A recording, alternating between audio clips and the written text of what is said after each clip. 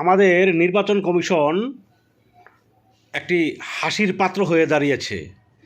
এই অথর্ব নির্বাচন কমিশন এরা বলে যে দ্বৈত নাগরিক প্রমাণিত হলে ভোটের পরে ব্যবস্থা নেবে। তো যদি ভোট করে তারা জিতেই যায় তাহলে তাদের কোন চুলটা ছিঁড়বেন আপনারা? তাদেরকে পরে ব্যবস্থা নেবেন কেন?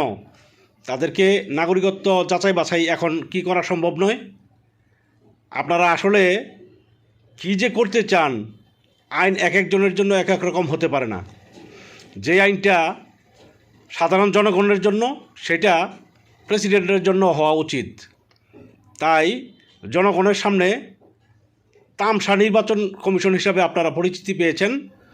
তো আপনারা মনে রাখবেন, হয়তো অতীত নির্বাচন কমিশনারদের মতো আপনাদের অবস্থা হতে পারে।